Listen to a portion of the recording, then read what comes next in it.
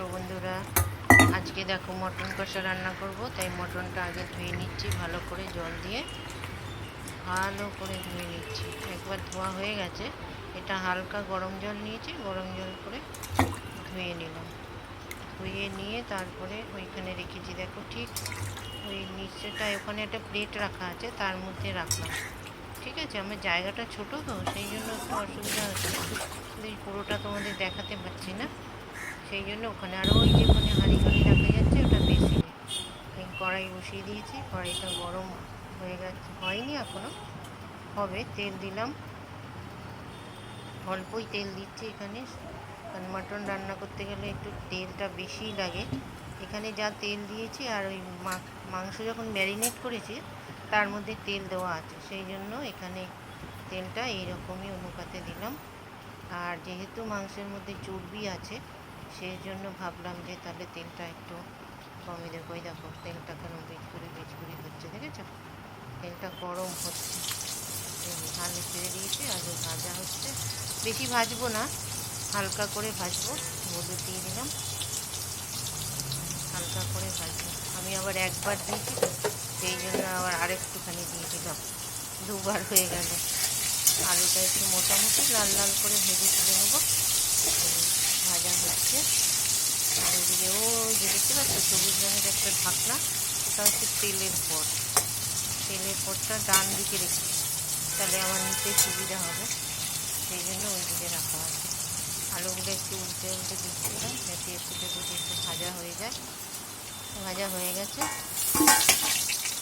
এবার তুলে নিচ্ছি, একটা একটা করে তুলে নিচ্ছি।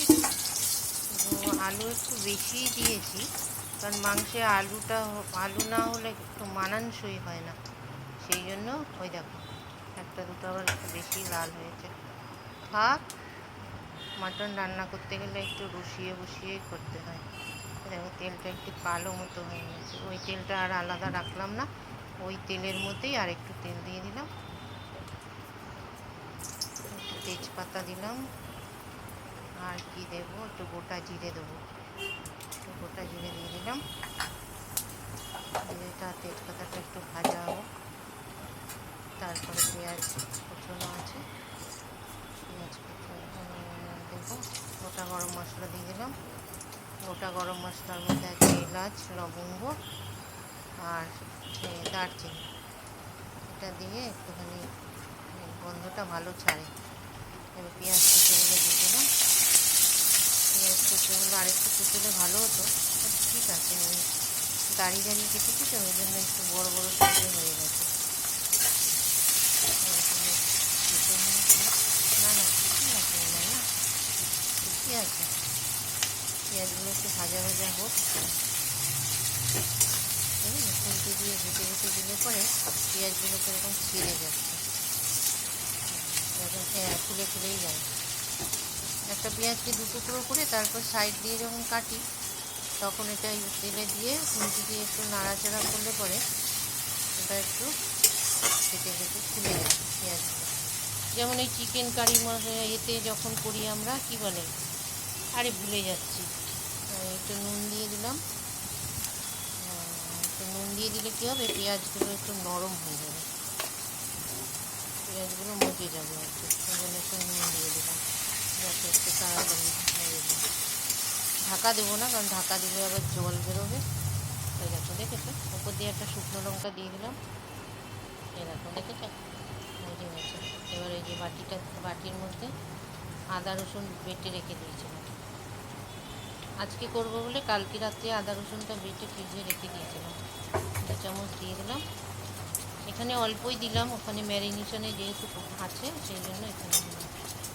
ওই যে নামটা মনে পড়েছে, চিলি চিকেনের পেঁয়াজগুলো যেমন বড় বড় করে কাটা হয়, সেই আর কি। একটু হলুদ দিলাম, ধনে গুঁড়ো দিলাম। জিরে আমি দিই না মাটনে, কোনো মাংসতেই আমি জিরেটা ঠিক দিই না। জিরের গন্ধটা মানে দেয় অনেকে, কিন্তু আমি জিরেটা ঠিক পছন্দ করি না মাংসের মধ্যে। ওই জন্য আদা রসুন দিলাম, ধনে গুঁড়ো দিলাম, লঙ্কা গুঁড়ো দিলাম। এগুলো দিয়ে একটু কেটে মানে চারিদিকে আর মশলা লাগিয়ে দিচ্ছি না, যদিও বা লাগে তাকে একদম কাটিয়ে কুচিয়ে এক জায়গায় জড়ো করছি। দেখো তেল ছাড়ছে।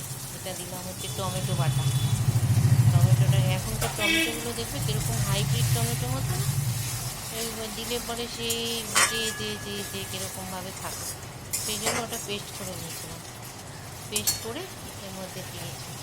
পুরোটা দিলাম না, কারণ টক দই দেওয়া আছে মাংসের মধ্যে, বেশি টক হয়ে যাবে। এটা দিলাম চিনি দিলাম, ওই যে সেই দুবার একটু একটু করে।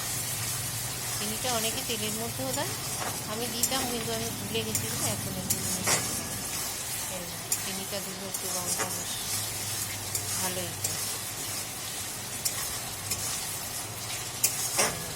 কালারটা কীরকম আসতে হচ্ছে, তেলটা বেরিয়ে আসছে। মশলাটা ভালোভাবে না কষলে পরে এটা কাঁচা গন্ধ ছাড়ে।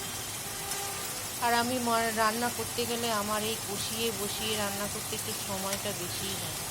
এদিকে এটা একটু হচ্ছে, আর ওইদিকে আমি একটু বাসনটা সরিয়ে নিলাম, নিয়ে এই যে মাটনটা যেরকম ছিল ম্যারিনেশন করা ছিল, এবার মাটনটা দিয়ে দিলাম। দই দেওয়া ছিল, সব রকম মশলাই দেওয়া ছিল, গোটা মশলা দিইনি। অনেকে এর মধ্যেও গরম মশলা দেয়, আমি সেরকম দিইনি। আমি দিয়েছি আদা রসুন পেস্ট, টক দই আর একটু সরষের তেল, এই দিয়ে 2-3 ঘন্টা ছিল ফ্রিজের মধ্যে রেখে দিয়েছিলাম।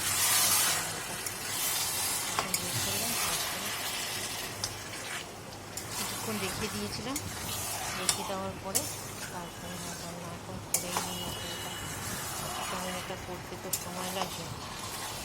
দেখো এরকমভাবে কষতে কষতে হাতের ডেনা ব্যথা হয়ে যাচ্ছে, কিন্তু না কষলে তো হবে না। হচ্ছে তো বসিয়ে রেখে দিয়েছি, ভাবছি একটু ঢাকা দিয়ে দিলাম। ঢেকে দিলে কী হবে, গ্যাসটা একটু কমিয়ে দিয়েছি, কারণ গ্যাসটা যদি জোরে থাকে তার উপর নিচ দিয়ে ধরে যাবে, সেই জন্য একটু ঢাকা দিয়ে দিলাম। কিছুক্ষণ পর ঢাকাটা খুলে তোমাদের একটু অন্ধকার লাগবে, বলো তো আমার রান্নাঘরের লাইটটা ঠিকঠাক নয়, ওই জন্য একটু অন্ধকার লাগছে। আর জানি না ক্যামেরাটাও হয়তো ঠিকঠাকভাবে রাখতে পারিনি, সেই জন্য মানে সব কিছুরই একটু ব্যাপার আছে, সেই জন্য অন্ধকার লাগছে। হ্যাঁ, কীরকম বোঝা যাচ্ছে না, কালারটা কীরকম আসছে না আসছে। এবার এসেছে কালার, একটু নাড়া দেবো। নাড়া দিয়েছি যখন, তখন এরকম যদি রেখে দেয় তাহলে কিন্তু এরকম রাখলে তো কী করবে, সেদ্ধ হবে। কুকারে কুকারে না দিলে মটন তো, কুকারে না দিলে ঠিক। ওই দেখো চর্বিটা দেখেছো, কত চর্বি দিয়ে দিয়েছে আজকে আমাকে, বারণ করলাম। আমি বলেছি চর্বি দেবেন বলতে আমি বলেছি আলাদা করে একটু চর্বি দেবেন, আমার বলাই ভুল হয়েছে। চর্বি দেবেন বলে বলেছে হয়তো রেওয়াজি মাংসটা, মানে চর্বি সমেত মাংস দিতে হয়েছে। পরে ভাবলাম না আমারই বলতে ভুল হয়েছে। আমি যদি বলতাম যে আমাকে আলাদা করে চর্বি একটু দিয়ে দেবেন আর মাংস চর্বি ছাড়া দেবেন, সেটা বলি। আর এত ভিড় দোকানে, লাইন দিয়ে দাঁড়িয়ে আছি কখন।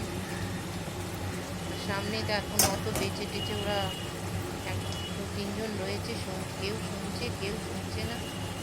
এই বাড়িতে এসে যখন ছাড়লাম তখন দেখছি যে বাবা কত চর্বি, এখন তেল কম দিয়েছি তাও মানে চর্বিগুলো গলে গেলো, কত তেল বেরিয়েছে, অনেক তেল বেরিয়েছে, এসে উঠেছে তেলগুলো। দেখা যাক সর্বশেষ কী হয়। কুকারে গরম জল আগে করে রেখেছিলাম। আর ওই দেখো কুকারের সামনে দেখতে পাচ্ছ ওই যে মাটির জিনিস, ওটা হচ্ছে আমার একটা মাটির জগ। গরম বলে ওর মধ্যে একটু জল রেখে দিই, ঠান্ডা জল থাকে, জলটা ঠান্ডা হয়ে যায়, এটাই দেখা যাচ্ছে। মাংসগুলো কুকারে দিয়েছি, আর কড়াইটার মধ্যে মশলা লেগেছিল না, সেটাকে পুরো ধুয়ে নিচ্ছি, কারণ এটাও তো অনেকটা মশলা, টেস্টটা ভালোই হবে। এই ধোয়া জলটা যদি দিই না মাছের টেস্টটা একটু আলাদা রকমভাবে আসবে, ভালো হবে। মশলাটা কেন নষ্ট করবো বলো, সব একদম কাচিয়ে কুচিয়ে কিছু আর বাদ দিয়ে এই জলটা ওই মাছের মধ্যে দিয়ে দেবো। আলাদা করে গরম জল করে রেখেছি, ওটা একটু দেবো, আর এই জলটা দিয়ে দিলাম। আর একটু জল লাগবে দিয়েছি। আর আলু এটা চন্দ্রমুখী আলু না, আমি যখন মাংস করি তখন দেশি আলু দিলে কী হয়, আলু গরম গরম তো, আর যদি চন্দ্রমুখী আলু দিই তা একদম গলে যাবে, সেই জন্য ওই আলু দিয়েছি।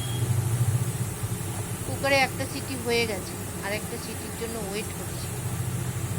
আরেকটা সিটি দিলেই একবারেই নামিয়ে দেবো, কারণ অনেক কষিয়েছি, বসাতেই আর্ধেক হয়ে আছে, দুটো সিটি দিলেই দেওয়ার পর তারপরে কিছুক্ষণ পরে আবার কুকার থেকে নামিয়েছি। আর এই যে কৌটোটা দেখালাম, এটা একটা মিক্স মশলা। মিক্স মশলা বলতে এর মধ্যে ধনে, জিরে, মৌরি, আর ওই যে এইটা দেখালাম এটা হচ্ছে জায়ফল।